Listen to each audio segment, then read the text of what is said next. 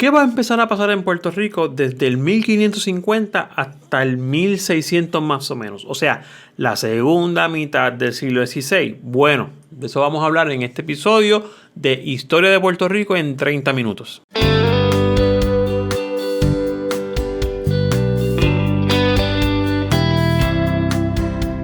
Hola, ¿qué tal? Mi nombre es Alexis León y hay un cambio. Déjenme explicarles rapidito en un minuto por qué estoy haciendo esto tanto para YouTube como para Spotify, Anchor, lo que sea. Sé que grabé 2 episodios de este podcast de Historia en 30 minutos, los grabé y los subí a la plataforma de El Agnesio. Si usted busca en Anchor o en Spotify, Agnesio Podcast, AGN, Agnesio Podcast, va a encontrar, aparte de un montón de contenido que yo he subido con la comunidad del Agnesio, de mis buenos amigos, también va a encontrar los 2 episodios del podcast de Historia de Puerto Rico. Esto comenzó con unos videos de YouTube. Después yo decido moverlo a podcast, pero mucha gente me pide que lo mantenga en YouTube porque lo consume mejor en YouTube. Bueno, pues vamos a estar media hora hablando en YouTube, pero si a usted le interesan los temas de historia, ponga el YouTube, póngase los audífonos y vamos a escucharlo. Voy a arrancar desde donde lo dejé en el segundo episodio de Spotify, así que tienen que ir allá a buscar un poco de la información de que hablamos. Recordamos que cerramos allá sabiendo el dato de que en Puerto Rico existían 3.000 personas en la isla en el 1530 según un censo. 3.000 personas nada más habían en Puerto Rico y de esas 3.000 la mitad eran esclavos africanos. La mitad. Y la otra mitad se distribuía más o menos 1.000 y pico. Eran indios encomendados y de alguna forma atados al régimen español y bien pocos eran españoles. La pregunta que les invité a la reflexión es ¿cómo, si eran menos españoles, si eran menos los españoles, cómo rayos entonces no se rebelaron los indios o no se rebelaron los africanos? Bueno, no era el primer país o no era el primer territorio que España conquistaba. España tenía un doctorado en conquista de territorios. Ellos sabían cómo hacer las cosas. Así que nos vamos a la segunda mitad del siglo XVI. 3 cosas bien importantes van a pasar en este podcast. Probablemente no dé tiempo para 2 de ellas, así que no voy a extenderlo más. Lo cogemos en otro capítulo. A partir de la mitad del siglo XVI se van a dar 3 cosas muy importantes, en la historia de Puerto Rico. Número 1, las memorias de Melgarejo, que las voy a explicar aquí, voy a hablar de ellas aquí, porque hay un pecado con la historia de Puerto Rico, hay un pecado que se comete en las escuelas de Puerto Rico muchas veces, no todo el tiempo, y hasta en las universidades, y es que no se toca la importancia de las memorias de Melgarejo. Todo es O'Reilly, el informe O'Reilly y lo demás. Aquí ya alguien en el 1582 estaba escribiendo qué pasaba en la isla, cómo se configuraba esta isla, qué querían las personas, qué se podía hacer, cuáles eran los problemas.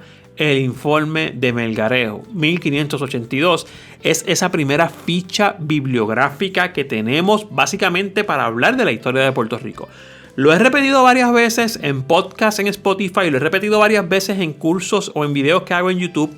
Un profesor, un historiador puertorriqueño muy bueno, el doctor Armando Martí Carvajal, que tuve el privilegio de que fuera mi profesor en 2 ocasiones. La tesis fundamental en todos sus trabajos es que en Puerto Rico hay fuentes para trabajar el siglo XVI, siglo XVII. Muchas veces se ha repetido de forma disparatada que esos siglos son los siglos oscuros en la historia de Puerto Rico porque no hay fuentes bibliográficas. Eso es un embuste, eso es una mentira, eso es un mito. Los trabajos del doctor Martí Carvajal, no solamente sus disertaciones y sus tesis doctorales y de maestría, los trabajos que ha publicado después, su libro de ensayos que está por ahí, que lo he reseñado varias veces, nos muestra cómo hay una gran cantidad de fuentes primarias que son parte de la historiografía que se pensaba que no se tenía en Puerto Rico. Y hay que rescatarla. Y este informe de Melgarejo, que él lo rescata muchas veces, es una de esas fuentes primarias, si no la primera, de la que tenemos constancia que hablaba de una sociedad en Puerto Rico, un pueblo que se podía levantar, o sea, un grupo que quería hacer algo con sus problemas, con sus tropiezos, pero aquí había gente que quería hacer algo y había que prestarle atención a esas personas. Voy a hablar de eso un poquito más adelante, es que soy bastante efusivo con ese tema. Número 2, segundo punto que se toca después de la segunda mitad del siglo XVI, es las agresiones extranjeras. La primera parte, sobre todo el ataque de Francis Drake y el ataque de George Clifford. el famoso conde de Cumberland. Si usted no reconoce el nombre de George Clifford, es que probablemente se lo enseñaron como el conde de Cumberland. Esas dos agresiones son bien importantes porque van a poner a prueba un proyecto van a poner a prueba o van a demostrar que funcionó el proyecto de fortificar la isla de Puerto Rico. Si ven que estoy mirando, los que estén viendo esto en YouTube, si ven que estoy mirando un poquito a la derecha, es que tengo mis notas acá en la pantalla, ¿ok? Entonces, el tercer punto es lo que se conoce en la historia de Puerto Rico, el país o la colonia a la deriva. A la deriva porque hubo un abandono.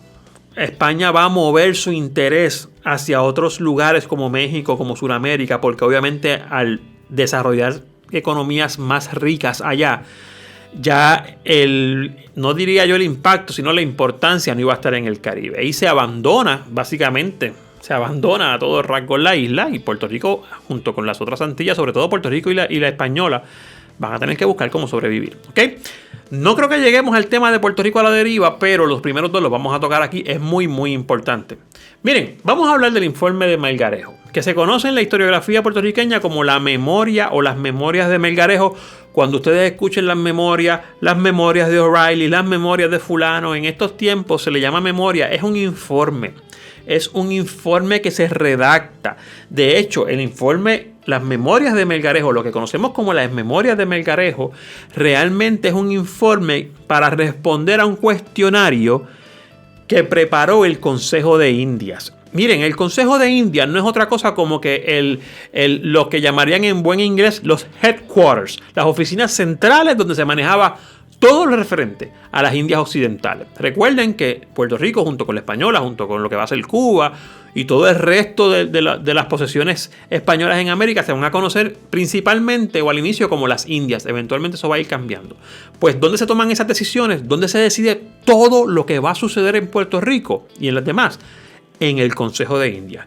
Preparan un cuestionario y este señor Melgarejo tiene que contestarlo. Entonces, varios puntos importantes va a tocar Melgarejo en este informe. Muy interesante.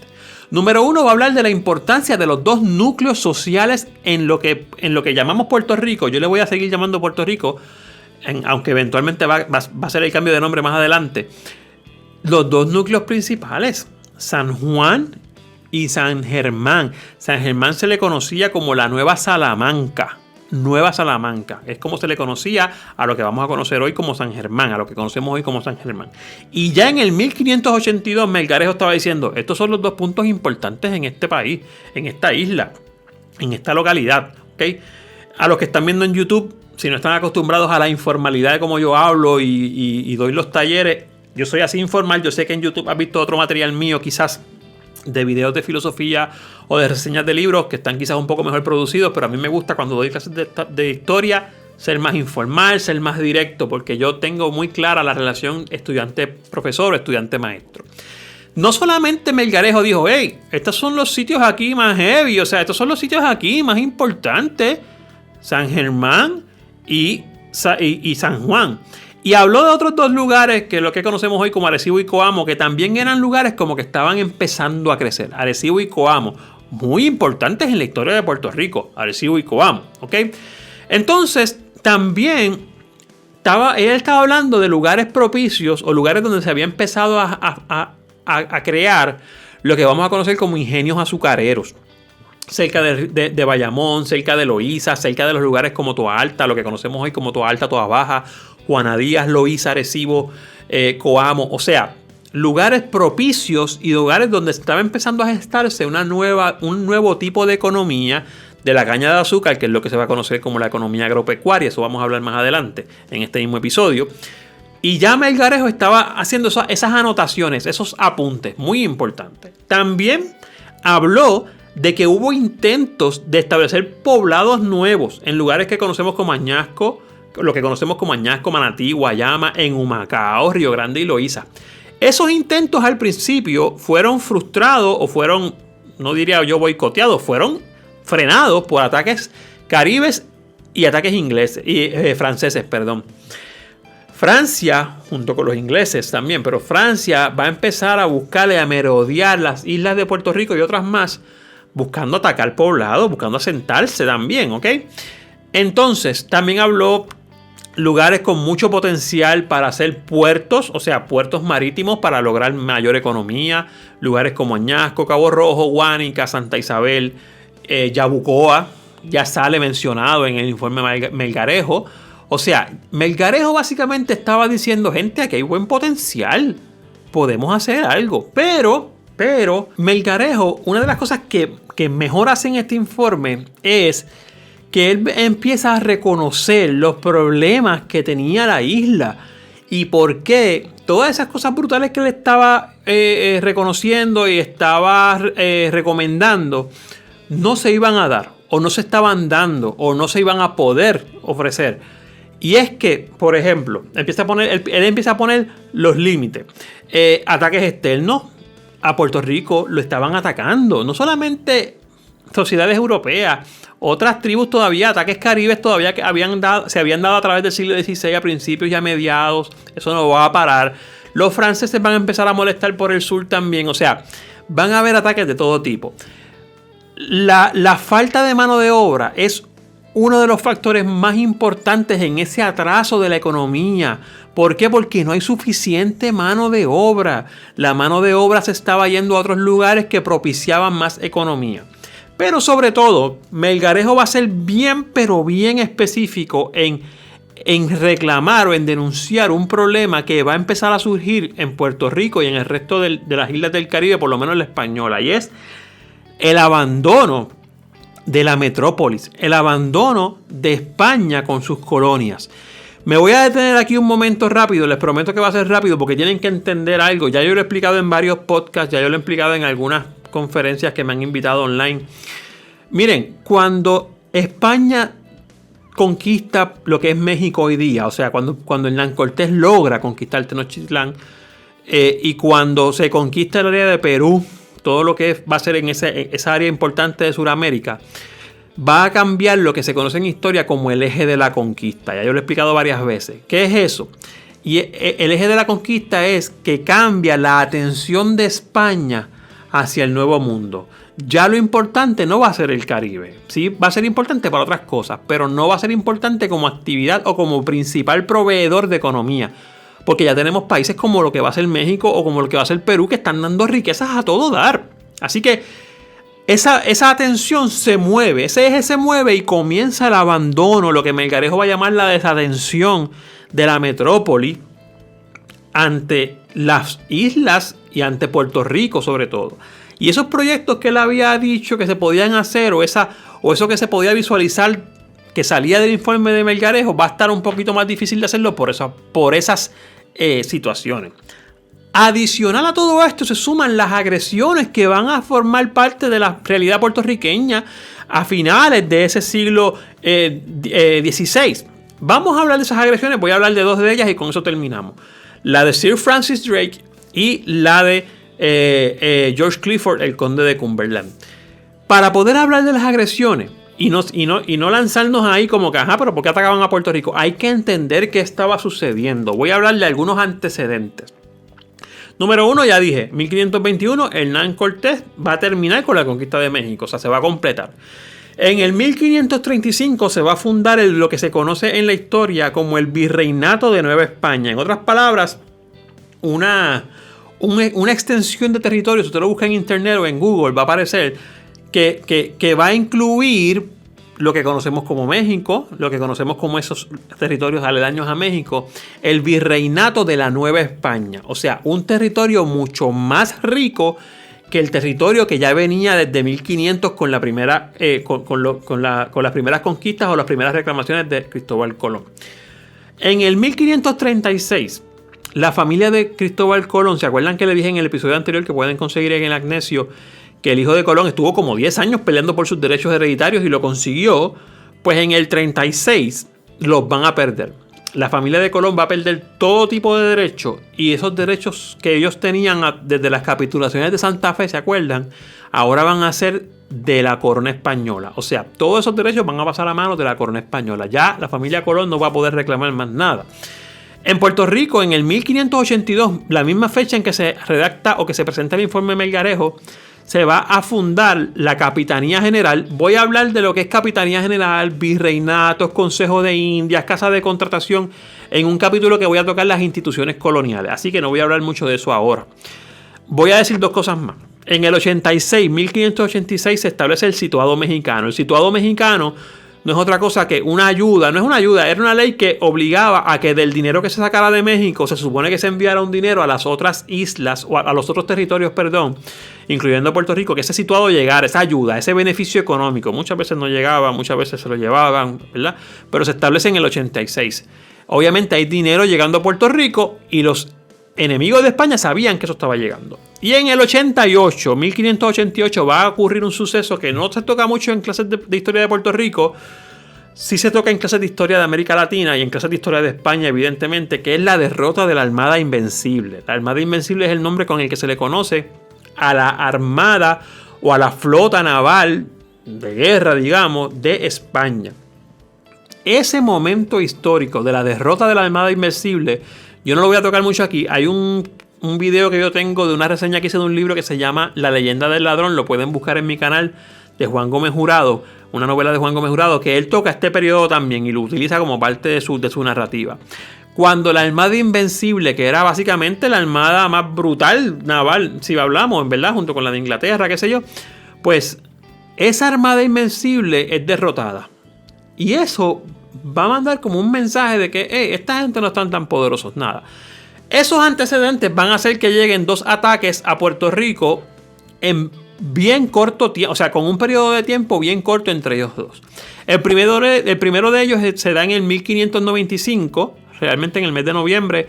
Estamos hablando de que en el 1995 se dieron 400 años, estamos como a 425 años de ese ataque ya. Y más o menos en estos meses, ¿no? Que es que se está grabando este podcast en diciembre. Sir Francis Drake, una persona que tenía un título nobiliario de Inglaterra, un sir, un señor, comienza a desembarcar el 22 de noviembre, cerca de lo que conocemos hoy como condado, ¿no? Obviamente también van a anclar en lugares bastante cercanos a esa localización, y en el 23 de noviembre, un día después, van a atacar full, como dicen, de lleno, el área del Morro, el Castillo San Felipe del Morro. Ese ataque que se va a dar el 23 de noviembre, podríamos decir que es el primer ataque fuerte contra esa fortificación que se acababa de terminar en el 88-89. Recuerden que lo hablamos a principio del video. O sea, ese ataque va a ser la primera puesta a prueba de esas fortificaciones. La primera puesta a prueba de esas fortificaciones que se habían construido. Recuerden que en Puerto Rico se van a construir fortificaciones, y lo vuelvo a mencionar si no lo había escrito, si no lo había dicho, porque no recuerdo si lo dije al principio del video. Santa Catalina, que es la fortaleza, y el Castillo San Felipe del Morro fueron básicamente las dos fortificaciones principales que se van a crear. 1539 el Morro y 1533, o sea, 6 años antes se comenzó la Santa Catalina, que es lo que conocemos como la fortaleza. Santa Catalina se terminó en el 40, o sea, tardó 7 años en hacerse. El Morro tardó literalmente 50 años en hacerse, se terminó en el 89, y ya en el 95 tienes a Francis Drake dándote cantazos en el Morro. Ese ataque, que comienza el 23 de noviembre, va a terminar, o sea, Francis Drake va a huir porque no va a poder entrar a Puerto Rico el 25 de noviembre. Mucha gente no entiende la dimensión de esto. Mucha gente no entiende que el primer ataque por una fuerza inglesa, comandada por un señor que no era cualquiera por ahí. Este señor tenía atributos y tenía títulos y tenía experiencia en el manejo naval. No va a poder entrar a Puerto Rico, no va a poder hacerlo, y el 25 de noviembre va a irse porque no va a poder entrar. ¿Okay? Así que Puerto Rico sobrevive o sobrepasa o triunfa, y estamos hablando obviamente de las fuerzas españolas, porque era lo que había aquí en ese momento. La Armada Española en Puerto Rico logra aguantar ese ataque de Sir Francis Drake en el 95. 3 años después, un señor que se llamaba George Clifford, conde de Cumberland, por unas razones específicas que no voy a hablar todavía de ellas aquí, deciden enviar a este señor a Cumberland a atacar a Puerto Rico también. Y el ataque de Cumberland, mucha gente recuerda a Francis Drake, pero para mí el de Cumberland es más importante porque Cumberland sí iba a lograr entrar a Puerto Rico por varios días. El 16 de junio empiezan anclando en el área como conocemos hoy como condado. Van a seguir moviéndose y el 18 de junio se van a lograr apoderar, 1598, se van a lograr apoderar de la isleta de San Juan. Van a penetrar San Juan. Van a llegar a San Juan y van a penetrar las fortalezas y los fuertes. Y el 1 de julio, 12 días después de puras batallas y tratar de aguantar, los españoles se van a rendir. Los españoles se van a rendir en San Juan. O sea, los españoles se van a rendir ante las fuerzas del conde de Cumberland. Y usted dirá, pero entonces, ¿por qué no somos ingleses? ¿Por qué no se quedaron aquí? Porque hubo un problema de salud. Como yo les he dicho, la salud siempre afecta a los procesos de conquista y más en América, donde es un continente distinto. Estuvieron aquí cerca de 65 días, más o menos, mal tasado. Algunos dicen más, algunos dicen menos. Ponle 65 días.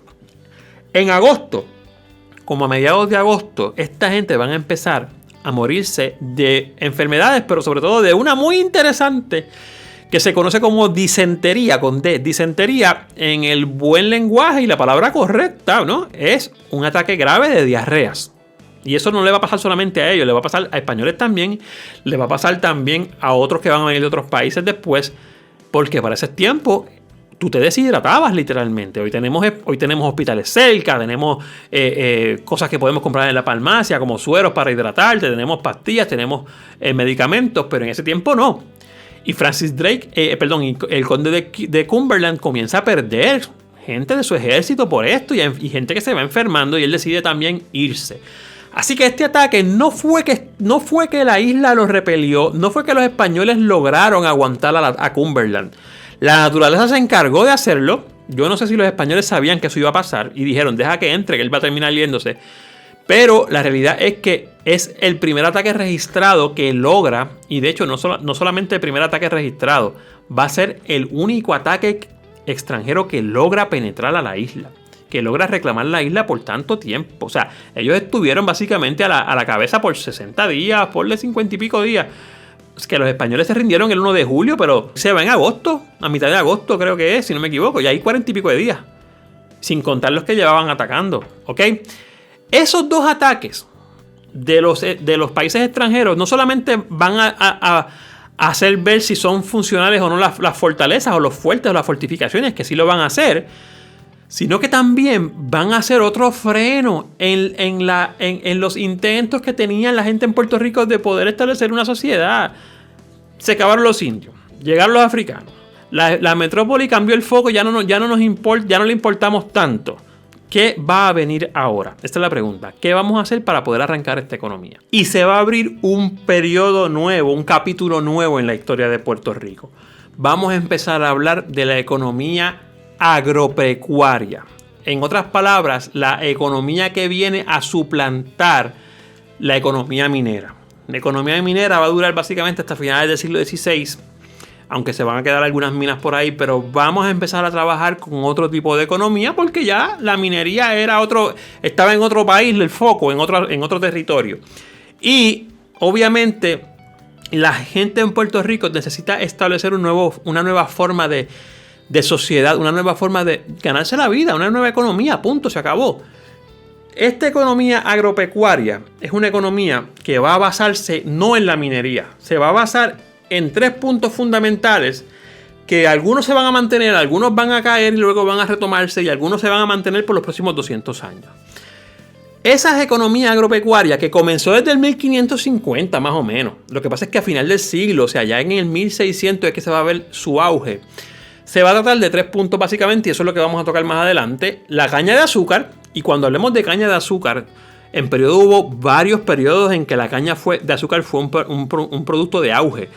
Quiero hacer un énfasis aquí muy importante porque mi buen amigo y colega, el doctor Javier Alemán Iglesias, tiene su trabajo de investigación siempre ha sido rodeando, ¿no?, alrededor de la caña de azúcar. Aunque él toca la caña de azúcar en un periodo posterior, en el siglo XIX, siglo XX, pero él siempre en todos sus escritos que pueden conseguir a través de internet, Javier Alemán y en ponencias que él ha dado, incluso en España, él siempre toca los inicios de la primera caña de azúcar, que fueron estos.